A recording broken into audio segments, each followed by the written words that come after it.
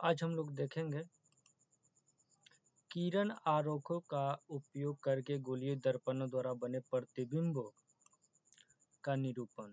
ठीक है, गोलीय दर्पणों द्वारा प्रतिबिंबों के बनने का अध्ययन हम किरण आरेख खींचकर भी कर सकते हैं। क्या करा है कि गोलीय दर्पणों द्वारा प्रतिबिंबों को बनने का अध्ययन हम जो है किरण आरेख खींचकर भी कर सकते हैं। गोलीय दर्पण के सामने रखे एक सीमित साइज के वास्तविक बिंब पर विचार कीजिए। इस बिंब का प्रत्येक छोटा भाग एक बिंदु बिंब की भांति कार्य करता है। कह रहा है कि गोलीय दर्पण के सामने रखे एक सीमित साइज के विस्तारित बिंब पर विचार कीजिए। इस बिंब का प्रत्येक छोटा भाग एक बिंदु बिंब की भांति कार्य करता है।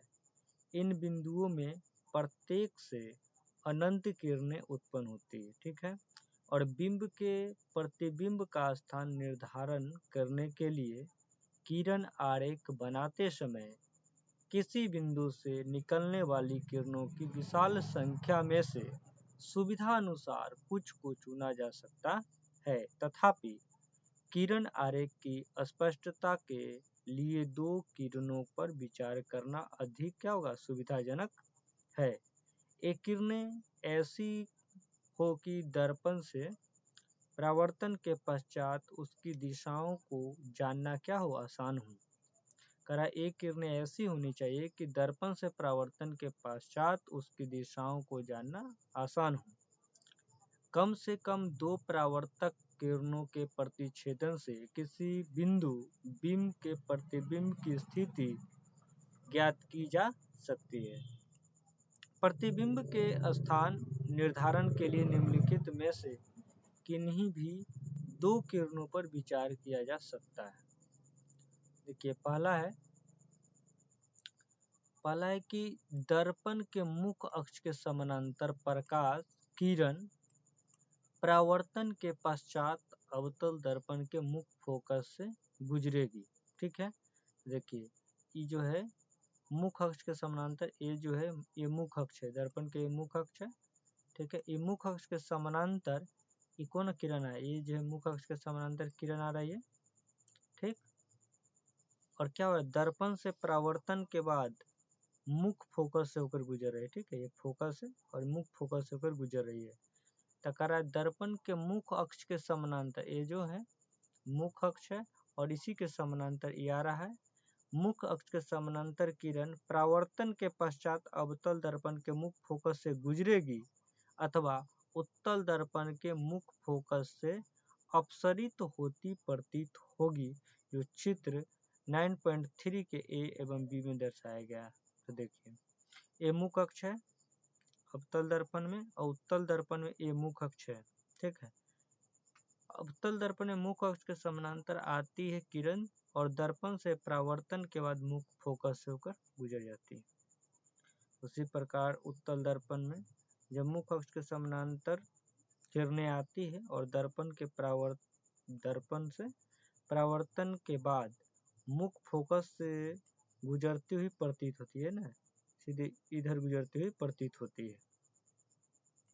ये अगला है कि अवतल दर्पण के मुख्य फोकस से गुजरने वाली किरण, अवतल दर्पण के मुख्य फोकस से गुजरने वाली किरण अथवा उत्तल दर्पण के मुख्य फोकस की ओर निर्देशित किरण परावर्तन के पश्चात मुख्य अक्ष के समानांतर निकलेगी। क्या कर रहा है कि ये जो है मुख्य अक्ष है। ठीक है, तो कोई किरण आ रहा है अवतल दर्पण के मुख्य फोकस से गुजर रहा है। ठीक है, मुख्य फोकस होकर गुजर रहा है और दर्पण से यहाँ परावर्तन होकर क्या हो रहा है, मुख्य फोकस प्रधान अक्ष के समानांतर निकल रहा है, या फिर इसको कह सकते हैं कि मुख्य अक्ष के समानांतर होकर निकलना है अवतल दर्पण में। उत्तल दर्पण में क्या हो रहा है कि ये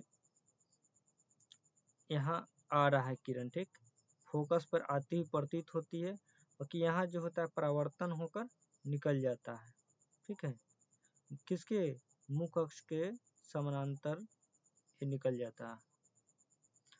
अगला है तीसरा कि अवतल दर्पण के वक्रता केंद्र से गुजरने वाली किरण, अवतल दर्पण के वक्रता केंद्र से गुजरने वाली किरण अथवा उत्तल दर्पण के वक्रता केंद्र की ओर निर्देशित किरण परावर्तन के पश्चात उसी पथ के अनुदिश वापस परिवर्तित हो जाती है, जो चित्र दर्शाया गया है 9.5a और 9.5b में। देखिए 9.5a यही है कि कह रहा है कि अवतल दर्पण के वक्रता केंद्र से गुजरने वाली किरण, ठीक है। देखिए यही अवतल दर्पण के यहाँ वक्रता केंद्र है और इससे गुजरने वाली किरण जो है दर्पण से परावर्तन के बाद क्या है, पुनः उसी पथ पर लौट जाती है, ठीक है। क्या कर रहा है, वक्रता केंद्र की ओर निर्देशित किरण जो है परावर्तन के पश्चात क्या है, उसी पथ से अनुदिश हो जाती है, वापस परिवर्तित हो जाती है।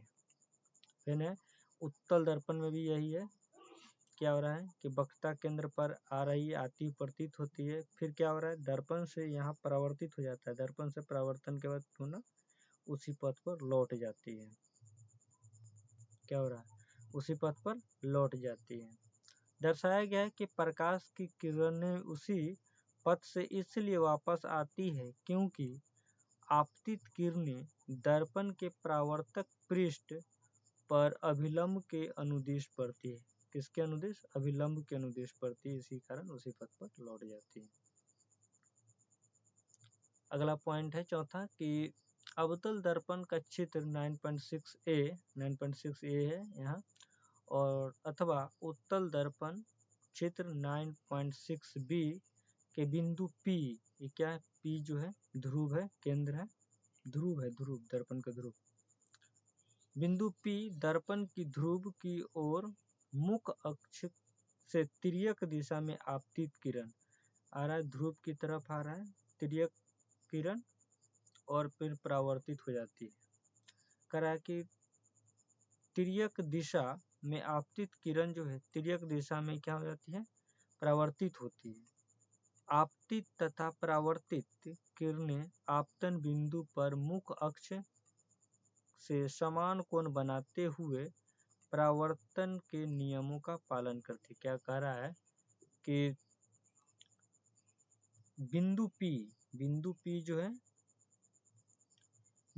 जो है दर्पण का ध्रुव है की ओर मुख अक्ष से तिर्यक दिशा में आपतित किरण, देखिए तिर्यक दिशा में आपतित किरण है, दर्पण से परावर्तन के बाद तिर्यक दिशा में क्या हो जाती है, परावर्तित होती है। यही इसमें भी आ रहा है तिर्यक, और दर्पण से परावर्तन के बाद फिर क्या है, तिर्यक दिशा में ही परावर्तित हो जाती है। यही कह रहा है कि तिर्यक दिशा में ही परावर्तित होती है। आपतित तथा परावर्तित किरणें आपतन बिंदु P पर मुख अक्ष के से समान कोण बनाते हैं, वे परावर्तन के नियमों का पालन करती है। याद रखिए कि उपरोक्त सभी स्थितियों में परावर्तन के नियमों का पालन होता है। आपतन बिंदु पर प्रतिबिंब किरण इस प्रकार परावर्तित होती है कि परावर्तन कोण का मान सदैव आपतन कोण के मान के बराबर होता है। आपतन बिंदु पर आपतित किरण इस प्रकार परावर्तित होती है कि आपतन कोण का मान सदैव जो है आपतन कोण के बराबर होता है। आपतित किरण, देखिए ये जो है किरण आ रही है तो ये आपतित किरण है, और ये जो किरण परावर्तित हो रही है ये परावर्तित किरण है, और ये अभिलंब के साथ जो आपतन किरण जो है, आपतित किरण जो कोण बनाती है उसे आपतन कोण कहते हैं, और अभिलंब के साथ जो परावर्तित किरण कोण बनाती है इसे परावर्तक कोण कहते हैं। अब है अवतल दर्पण द्वारा प्रतिबिंब बनना। देखिए अवतल दर्पण द्वारा प्रतिबिंब बनना, तो चित्र 9.7a से f में बिंब की विभिन्न स्थितियों के लिए अवतल दर्पण द्वारा प्रतिबिंब का बनना किरण आरेख द्वारा दर्शाया गया है। देखिए ये वस्तु जो है ये अनंत पर रखा हुआ है, ये वस्तु कहाँ है, अनंत पर रखा हुआ, यहाँ से दो किरण निकलेगी, अनंत से जब किरण यहाँ से किरण निकलती है दर्पण से परावर्तन के बाद मुख्य फोकस से होकर गुजरती है। जब कोई किरण प्रधान अक्ष के समानांतर आती है या मुख्य अक्ष के समानांतर आती है तो मुख्य फोकस से होकर गुजरती है, और जहाँ ये दोनों किरणें कटती है वहाँ क्या बनता है, प्रतिबिंब बनता है। तो अनंत पर कोई वस्तु है उसका प्रतिबिंब जो बनेगा फोकस पर बनेगा, वास्तविक, उल्टा तथा छोटा बनेगा, बिंदु साइज का बनेगा। अब है दूसरा है कि अगर कोई वस्तु वक्रता केंद्र से परे है, अनंत और वक्रता केंद्र के बीच यहाँ वक्रता केंद्र है, यहाँ एक फोकस है, ठीक है, और यहाँ जो है ध्रुव है और ये वक्रता केंद्र है, ठीक है। ए बी ऊंचाई का कोई वस्तु है, बिंब है, वक्रता केंद्र से परे है, तो एक किरण निकलेगा प्रधान अक्ष के समानांतर या फिर कहिए मुख्य अक्ष के समानांतर, और दर्पण से परावर्तन के बाद फोकस से होकर गुजरेगी, फिर एक किरण गुजारेंगे यहाँ इससे, तो ये वक्रता केंद्र से गुजरेगी तो दर्पण से परावर्तन के बाद पुनः उसी पथ पर लौट जाएगी। अब ये जो दोनों किरणें कटती है एक जगह, वहीं इसका प्रतिबिंब बनेगा A डैश B डैश, ठीक है। तो ये भी वास्तविक उल्टा बनेगा, वास्तविक उल्टा और छोटा बनेगा, वस्तु से क्या बनेगा, छोटा, वास्तविक उल्टा और छोटा बनेगा। तीसरा है कि अगर हम वस्तु को वक्रता केंद्र पर ही रखते हैं, सी पर ही रखते हैं, एक ए और बी को वस्तु है, ए बी जो है वस्तु है, जब इसको वक्रता केंद्र पर रखते हैं तो एक किरण दर्पण से परावर्तन के बाद फोकस से होकर निकलती है, फिर दूसरी किरण जब गुजारते हैं तो ये जब फोकस से दूसरी किरण गुजारते हैं तो दर्पण से परावर्तन के बाद क्या होता है, मुख्य अक्ष के समानांतर निकलती है, ठीक है। और जहाँ एक किरणें कटती है वहीं प्रतिबिंब का निर्माण होता है, तो जिस साइज का बिंदु है उसी साइज का बिंदु का प्रतिबिंब बनता है। तो वास्तविक उल्टा बन रहा है और बराबर साइज का बन रहा है, वास्तविक उल्टा और बराबर साइज का बन रहा है। वक्रता केंद्र पर कोई वस्तु है उसका प्रतिबिंब कहाँ बनेगा, तो वक्रता केंद्र पर ही बनेगा, वास्तविक बनेगा, उल्टा बनेगा और बराबर बनेगा। अब अभी वक्रता केंद्र यहाँ है और फोकस यहाँ है, वक्रता केंद्र और फोकस के बीच कोई वस्तु को रखेंगे तो इसका प्रतिबिंब कहाँ बनेगा, तो देखिए एक किरण जो है मुख्य अक्ष के समानांतर आती है और दर्पण से परावर्तन के बाद मुख्य फोकस से होकर गुजरती है, ठीक। फिर दूसरा किरण जब हम इसको इस वस्तु से गुजारते हैं तो वक्रता केंद्र से गुजरती है, फिर दर्पण से परावर्तन के बाद फिर क्या होता है, उसी दिशा में लौट जाती है, ठीक है। अब जहाँ ये दोनों कटती है वहाँ इसका प्रतिबिंब बनता है। तो वस्तु देखिए यहाँ छोटा है और यहाँ से इतना बड़ा है, तो वस्तु जो है बिंब का जो प्रतिबिंब बन रहा है वास्तविक उल्टा तथा वस्तु से बड़ा बन रहा है। जब कहाँ रखने पर, जब वक्रता केंद्र, ये वक्रता केंद्र और जब फोकस के बीच किसी वस्तु को रखते हैं तो अनंत और वक्रता केंद्र के बीच बनता है, वास्तविक उल्टा बनता है और बड़ा बनता है।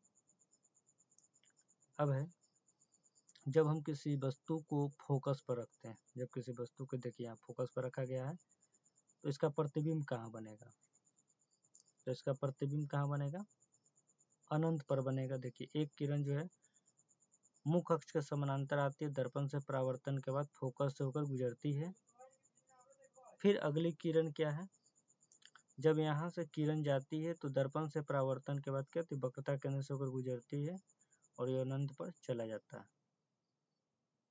ठीक है। तो इसका प्रतिबिंब जब हम फोकस पर किसी वस्तु को रखते हैं अवतल दर्पण में तो उसका प्रतिबिंब जो है अनंत पर बनता है।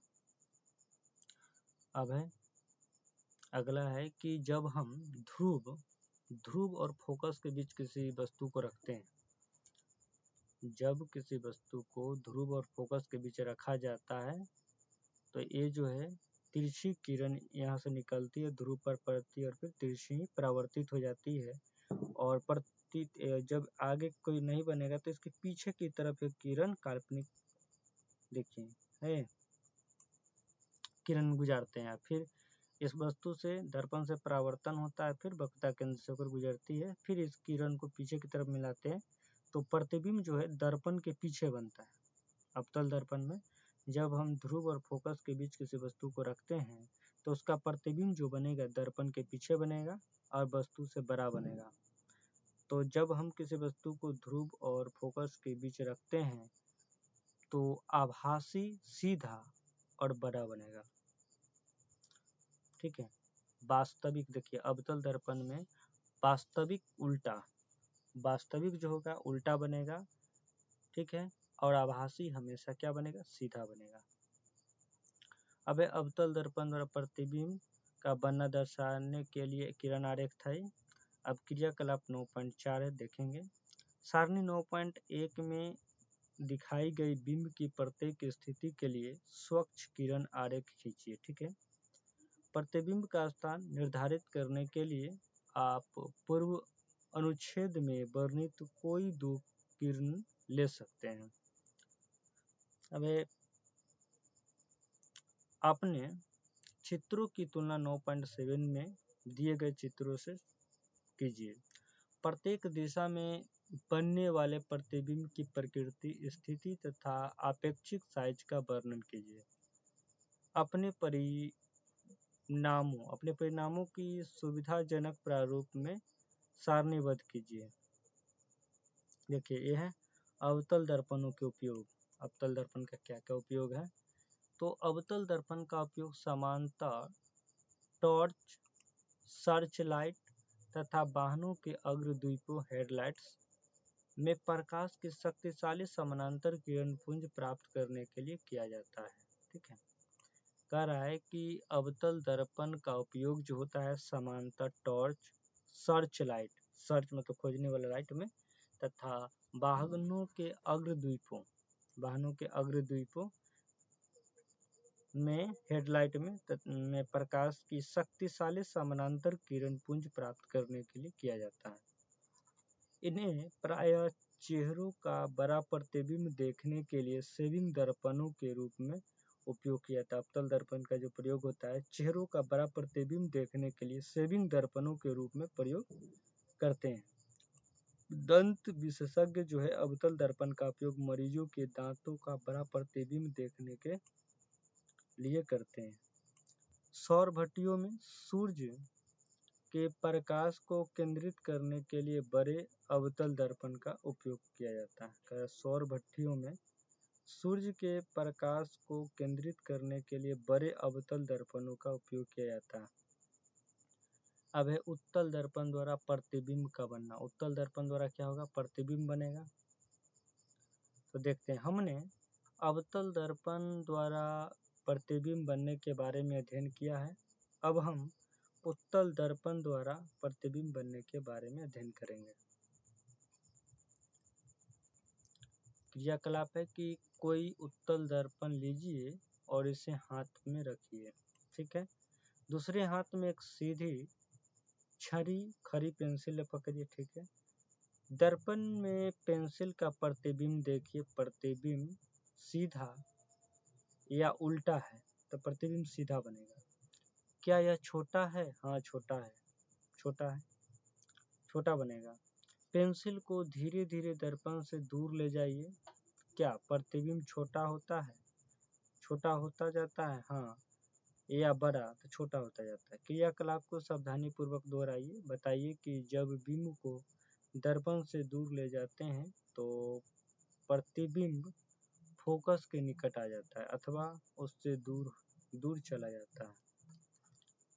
सावधानी पूर्वक दोहराना है कि बताइए कि जब बिंब को दर्पण से दूर ले जाते हैं तो प्रतिबिंब की फोकस जो होता है क्या हो जाता है, निकट हो जाता है, ठीक है, अथवा उससे और दूर चला जाता है। उत्तल दर्पण द्वारा बने प्रतिबिंब का अध्ययन करने के लिए हम बिंब की दो स्थितियों पर विचार करते हैं, ठीक है। पहली स्थिति में बिंब जो है अनंत दूरी पर, देखिए बिंब जो है ये क्या है, उत्तल दर्पण, ठीक है, और बिंब जो है क्या है, अनंत पर है। ये बिंब है, इस ऊंचाई का बिंब है, ये क्या है, अनंत पर है, ठीक है। पहली स्थिति में बिंब जो अनंत दूरी पर है तथा दूसरी स्थिति में बिंब दर्पण से एक निश्चित दूरी पर बिंब को रखा गया, ठीक है। ये ध्रुव है, यहाँ ध्रुव है, पी जो है ये ध्रुव है दर्पण का, ये ध्रुव है, और ये फोकस है, और ये जो है वक्रता केंद्र है। इसी तरह यहाँ भी ये ध्रुव है और ये जो है फोकस है और ये वक्रता केंद्र है।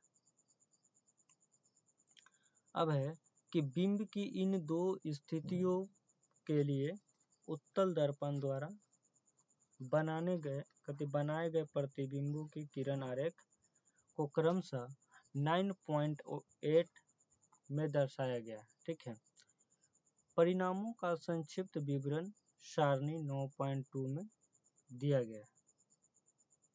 जैसे देखिए, जब किसी वस्तु को हम अनंत पर रखते हैं, कहाँ, उत्तल दर्पण में, तो किरण जो है दर्पण से परावर्तन के बाद, यहाँ मुख अक्ष के समानांतर किरण आ रही है और यहाँ दर्पण से क्या हो रहा है, परावर्तित हो रही है। ठीक है, फिर ये किरण है दर्पण से परावर्तित हो रही है, बाकी कटान कहाँ हो रहा है, यहाँ से देखिए किरण सीधा कहाँ जाएगा, फोकस पर जाएगा, और फिर ये जो परावर्तित किरण है कहाँ से लौटेगी, फोकस पर प्रतीत होती है। तो यहाँ किरण दोनों बिंदु कटता है, तो यहाँ इसका प्रतिबिंब बनेगा। इस अनंत पर जो वस्तु है इसका प्रतिबिंब कहाँ बनेगा, फोकस पर बनेगा, बिंदु साइज का बनेगा, बहुत छोटा बनेगा। ठीक है, और सीधा बनेगा, आभासी बनेगा और सीधा दर्पण के दूसरी तरफ बनेगा। ठीक है, अब यहाँ देखिए ये प्रतिबिंब है, ये क्या रखा हुआ है, ये वस्तु रखा हुआ है। ठीक है, फिर नहीं दर्पण, एक किरण आएगी मुख अक्ष के समानांतर, जो दर्पण से परावर्तन के बाद ये मुख फोकस से होकर क्या हो गुजर रही है, ये जो है प्रधान अक्ष मुख अक्ष के समानांतर आ रही है, ये दर्पण से परावर्तित हो रही है, ये सीधी किरण जो आ रही है ये मुख फोकस से होकर गुजर रहा है। ठीक है, फिर दूसरी किरण है जो वक्रता केंद्र से होकर गुजरेगी, वक्रता केंद्र है, दर्पण से परावर्तन के बाद पुनः उसी पथ पर लौट जाती है। अब जहाँ ये दो किरणें कटती है, इस यहाँ पर ए डैश बी डैश, ठीक है, यही प्रतिबिंब बन रहा है। तो उत्तल दर्पण में ध्रुव के पीछे अगर कहीं भी रखेंगे वस्तु को, तो ध्रुव और फोकस के बीच बनेगा छोटा प्रतिबिंब बनेगा, आभासी सीधा बनेगा। यदि यह है कि उत्तल दर्पण द्वारा बने प्रतिबिंब की प्रकृति, स्थिति तथा अपेक्षित साइज। जब वस्तु को अनंत पर रखते हैं, देखिए जब वस्तु को यहाँ अनंत पर रखा गया तो फोकस पर प्रतिबिंब बना, आभासी सीधा और वस्तु से छोटा बिंदु साइज का बना। यहाँ फोकस पर दर्पण के पीछे बनता है, दर्पण, यहाँ दर्पण है और इसके पीछे क्या बनता है, फोकस पर प्रतिबिंब बनता है। अत्यधिक छोटा बनता है, बिंदु के साइज का बनता है। और प्रतिबिंब की जो प्रकृति है, प्रतिबिंब की प्रकृति है क्या है, आभासी तथा क्या है, सीधी है, आभासी और सीधी है। अब किसी वस्तु को उत्तल दर्पण में अनंत तथा दर्पण के ध्रुव के बीच रखते हैं। यहाँ किसी वस्तु को अनंत और दर्पण के ध्रुव के बीच रखा गया है यहाँ, तो इसका प्रतिबिंब कहाँ बन रहा है, ध्रुव और फोकस के बीच बन रहा है। ध्रुव यहाँ है और फोकस यहाँ, इसके बीच बन रहा है प्रतिबिंब, छोटा बनता है, आभासी और सीधा बनता है। अभी तक आपने समतल दर्पण, अवतल दर्पण तथा उत्तल दर्पण द्वारा प्रतिबिंब बनाने के बारे में अध्ययन किया। इनमें से कौन सा दर्पण किसी बड़े बिंब का पूरा प्रतिबिंब बनाएगा? आइए एक इस क्रियाकलाप द्वारा इसका अन्वेषण करें। क्रियाकलाप 9.6 है कि समतल दर्पण में किसी दूरस्थ बिंब, जैसे कोई दूरस्थ पेड़ का प्रतिबिंब देखिए, क्या आप पूर्ण लंबाई का प्रतिबिंब देख पाते हैं? नहीं, पूर्ण लंबाई का नहीं देख पाते समतल दर्पण में। विभिन्न साइज के समतल दर्पण लेकर प्रयोग दोहराइए। क्या आप दर्पण में बिंब का संपूर्ण प्रतिबिंब देखते हैं? नहीं।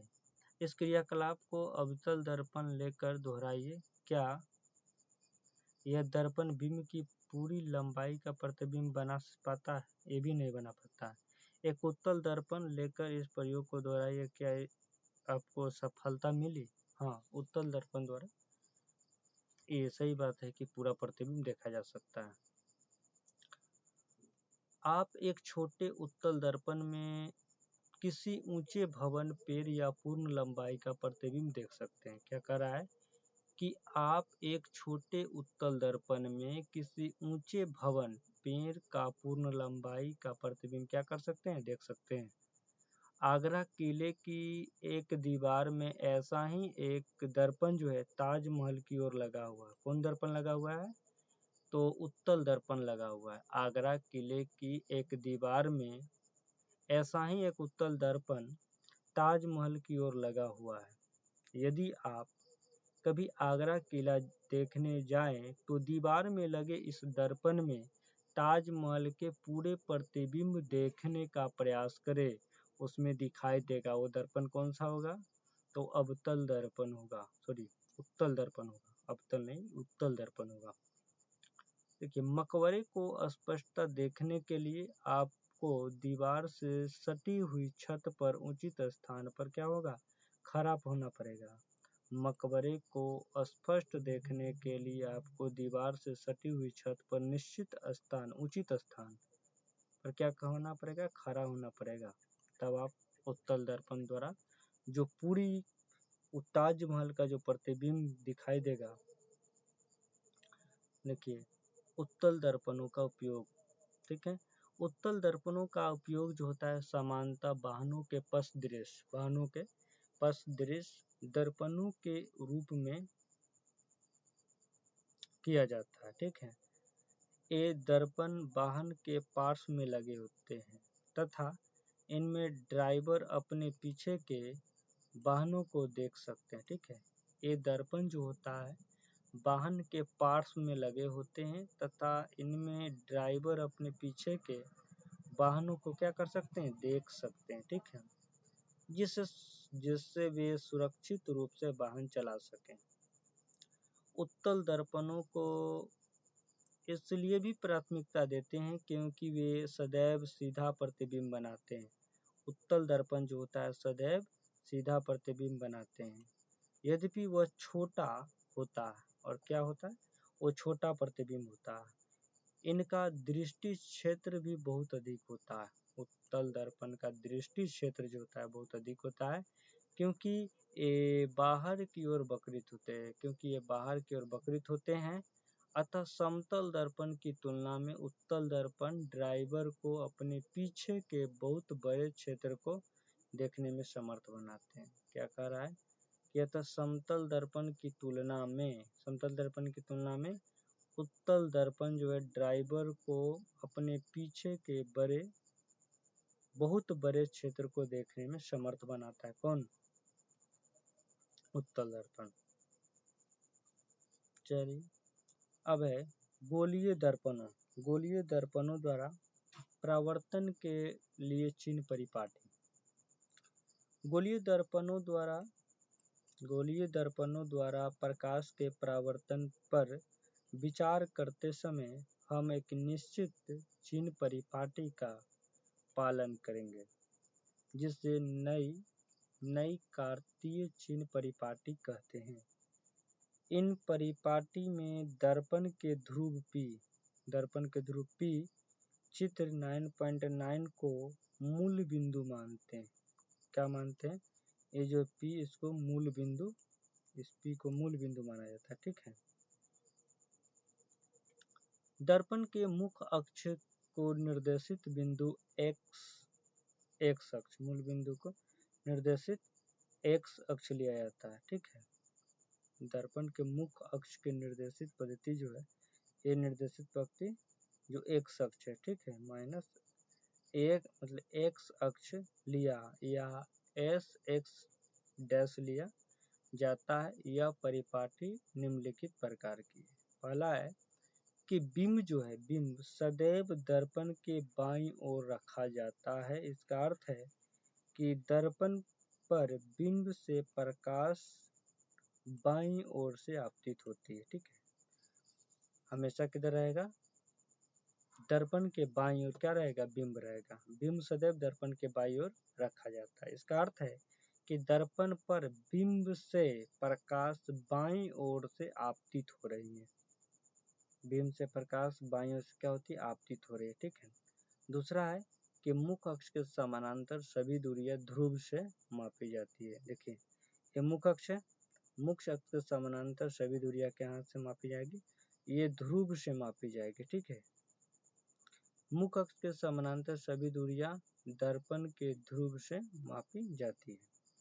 अब मूल बिंदु के दाईं ओर, मूल बिंदु के दाईं ओर प्लस x अक्ष के अनुदिश मापी गई सभी दूरियां धनात्मक मानी जाती है, जबकि मूल बिंदु के बाईं ओर x अक्ष के अनुदिश मापी गई दूरियां ऋणात्मक मानी जाती है। जैसे देखिए ये मूल बिंदु है, मूल बिंदु के दाईं ओर सभी दूरियां क्या होती है, दाईं ओर की दूरी धनात्मक मापी जाएगी, मानी जाएगी, और ध्रुव के मूल बिंदु के बाईं ओर, मूल बिंदु के बाईं ओर सभी दूरियां ऋणात्मक मानी जाएगी।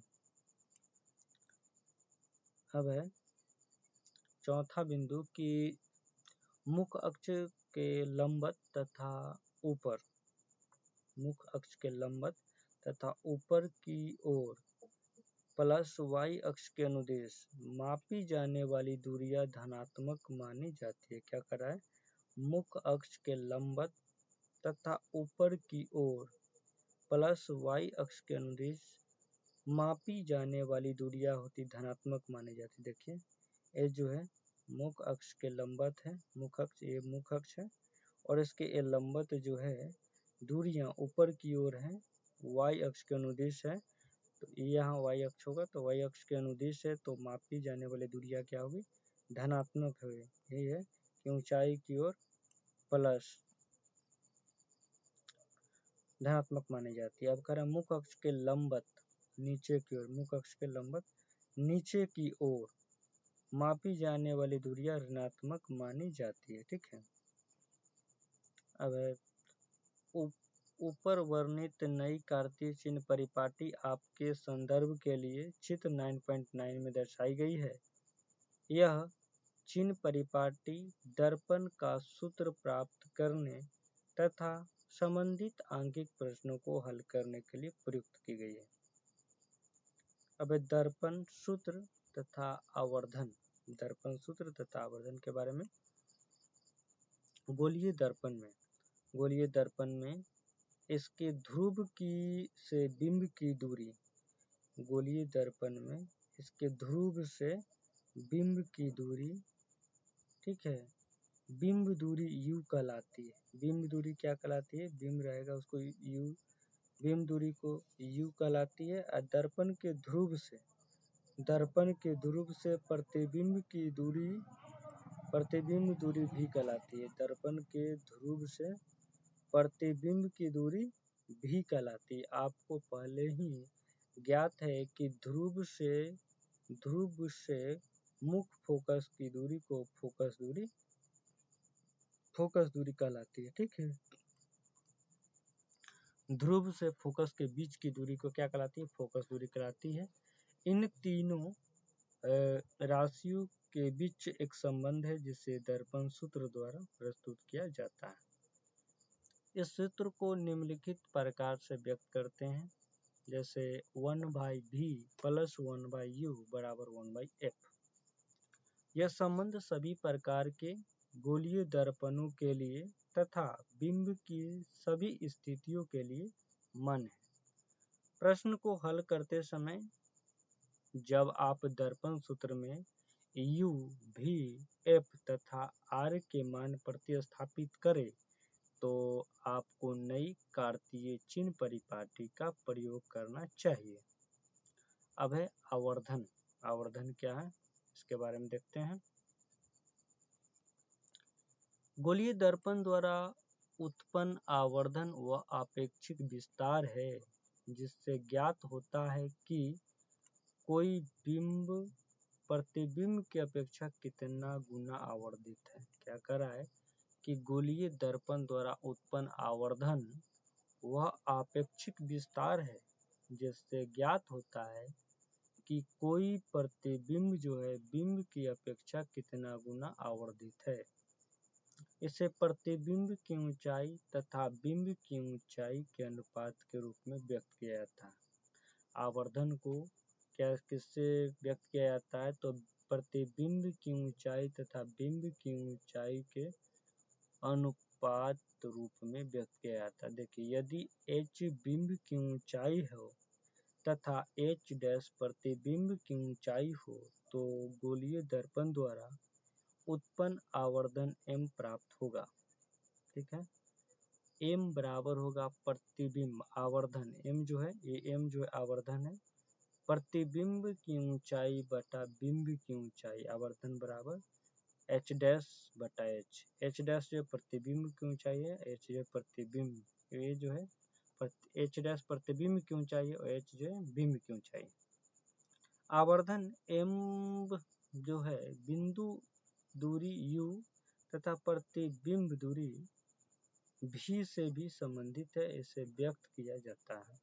जैसे आवर्धन m बराबर होता है प्रतिबिंब की ऊंचाई बटा बिंब की ऊंचाई बराबर माइनस प्रतिबिंब की दूरी बटा बिंब की दूरी। ध्यान दीजिए, बिंब की ऊंचाई धनात्मक ली जाती है। क्या कर रहा है कि बिंब की ऊंचाई जो है धनात्मक ली जाती है, क्योंकि क्या होता है ये मूल बिंदु के बाईं मूल बिंदु के बाईं तरफ होती है, बाकी ये क्या होता है y अक्ष के अनुदिश होता है, इसीलिए इसको धनात्मक मानी जाती है। क्योंकि बिंब जो है प्रायः मुख्य अक्ष के ऊपर लंबवत रखा जाता है। ठीक है, आभासी प्रतिबिंब के लिए बिंब की ऊंचाई धनात्मक लेना चाहिए। आभासी प्रतिबिंब के लिए बिंब की ऊंचाई धनात्मक लेनी चाहिए, तथापि वास्तविक प्रतिबिंब के लिए इसे ऋणात्मक लेनी चाहिए। देखिए, आभासी प्रतिबिंब के लिए बिंब की जो आभासी प्रतिबिंब के लिए बिंब की ऊंचाई धनात्मक लेनी चाहिए, तथापि वास्तविक प्रतिबिंब के लिए इसे ऋणात्मक लेना चाहिए। आवर्धन के मान में ऋणात्मक चिन्ह से ज्ञात होता है कि प्रतिबिंब वास्तविक है। आवर्धन के मान में धनात्मक चिन्ह बताता है कि प्रतिबिंब आभासी है। क्या कह रहा है कि प्रतिबिंब वास्तविक है, आवर्धन के मान में धनात्मक चिन्ह बताता है कि प्रतिबिंब जो आभासी है। ऋणात्मक चिन्ह बताएगा कि वास्तविक है और धनात्मक चिन्ह बताएगा कि प्रतिबिंब आभासी है। जिस तरह के न्यूमेरिकल दिया हुआ है आप लोग देख लीजिएगा।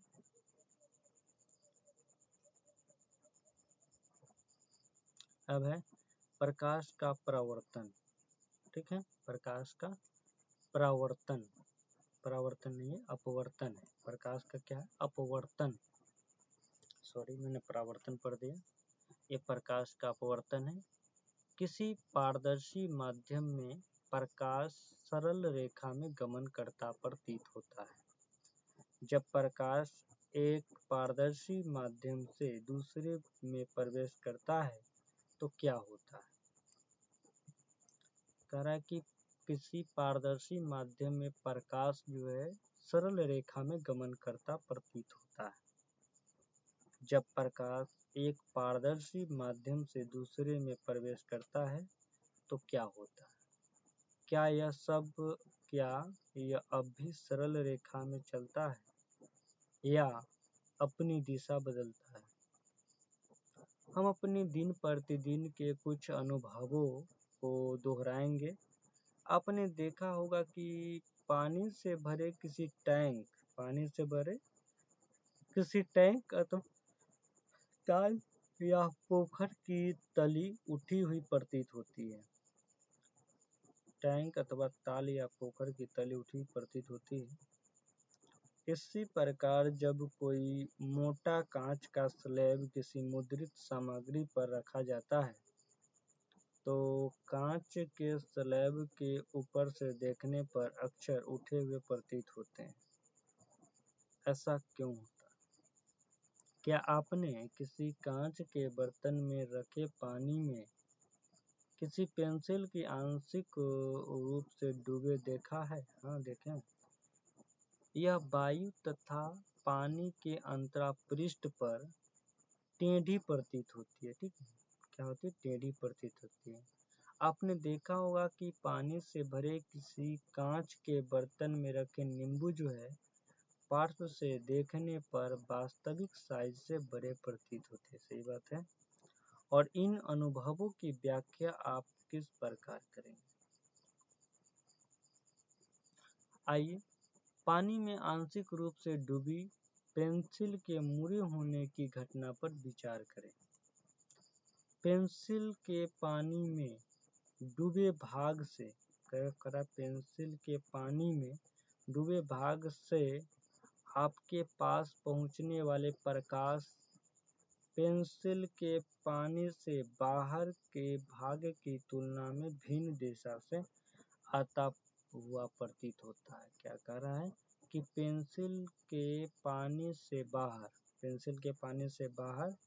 के भाग की तुलना में भिन्न दिशा से आता हुआ प्रतीत होता है। इसी कारण पेंसिल मुड़ी हुई प्रतीत होती है। इन्हीं कारणों से जब अक्षरों के ऊपर कांच का स्लैब रखकर देखते हैं तो वे उठे हुए प्रतीत होते हैं। यदि पानी के स्थान पर हम कोई अन्य द्रव्य जैसे केरोसिन या तारपीन का तेल उपयोग करें तब भी पेंसिल उतनी ही मुड़ी हुई दिखेगी? यदि हम कांच के स्लैब को पारदर्शी प्लास्टिक के स्लैब से प्रतिस्थापित कर दे क्या तब भी अक्षर उसी ऊंचाई पर उठे प्रतीत होंगे? हाँ, नहीं, उसी ऊंचाई पर नहीं, चेंज हो जाएगा। कह रहा है कि यदि हम कांच के स्लैब को पारदर्शी प्लास्टिक के स्लैब से प्रतिस्थापित कर दे क्या तब भी अक्षर उसी ऊंचाई तक उठे हुए प्रतीत होंगे? ना। आप देखेंगे कि अलग अलग माध्यमों के युग्मों के लिए इन प्रभावों का विस्तार अलग अलग है। ये प्रेक्षण संसूचित करता है कि प्रकाश सभी माध्यमों में एक ही दिशा में गमन नहीं करता है। यह संसूचित करता है कि प्रकाश सभी माध्यमों में एक ही दिशा में गमन नहीं करता है। ऐसा प्रतीत होता है कि जब प्रकाश एक माध्यम से दूसरे माध्यम में तिरछा हो जाता है तो दूसरे माध्यम में इसके संचरण की दिशा क्या हो जाती है? परिवर्तित हो जाती है। इस घटना को विस्तार से कुछ क्रियाकलाप करके समझते हैं। जैसे 9.7 में क्रियाकलाप में क्या है कि पानी से भरी एक बाल्टी की तली पर एक सिक्का रखिए। ठीक है, रखा क्या? अपनी आँखों को पानी के ऊपर किसी पार्श्व में रखकर सिक्के को एक बार में उठाने का प्रयत्न कीजिए। क्या आप सिक्का उठाने में सफल हो पाते? नहीं। इस क्रियाकलाप को दोहराइए। आप इसे एक बार में करने में क्यों सफल नहीं हो पाए? क्योंकि अपवर्तन के कारण क्या हुआ? उठी हुई दिखाई दी, अपनी वास्तविक ऊंचाई से स्थिति से ऊपर उठी हुई दिखाई दी। अपने दोस्तों से इसे करने के लिए कहिए, उसके साथ अपने अनुभव की तुलना कीजिए। अब है अगला क्रियाकलाप 9.8 है कि किसी मेज पर एक बड़ा उथला कटोरा रखना है। ठीक है, उथला हुआ कटोरा रखना है, उसकी तली में एक सिक्का रखना है। ठीक है, रखिए। कटोरे से धीरे धीरे दूर हटिए। कटोरा से क्या करना है? धीरे धीरे दूर हट जाना है। जब सिक्का ठीक दिखाई देना बंद हो जाए तो रुक जाइए। अब कह रहा है कि अपने मित्र से सिक्के को विक्षुब्ध किए बगैर, मतलब हटाए बगैर, कटोरे में क्या करना है? पानी डालने को कहिए। अपनी स्थिति से सिक्कों को देखते रहिए। क्या सिक्का उसी स्थिति से पुनः दिखाई देने लगता है? हाँ। और कैसे संभव है? तो यह अपवर्तन के कारण संभव है। कह रहा है कि कटोरे में पानी डालने पर सिक्का फिर से क्या होने लगी? दिखाई देने लगता है। एक प्रकाश के अपवर्तन के कारण सिक्का जो है अपनी वास्तविक स्थिति से थोड़ा ऊपर उठा हुआ प्रतीत होती है। अब क्रियाकलाप 9.9 है कि एक मेज पर रखे एक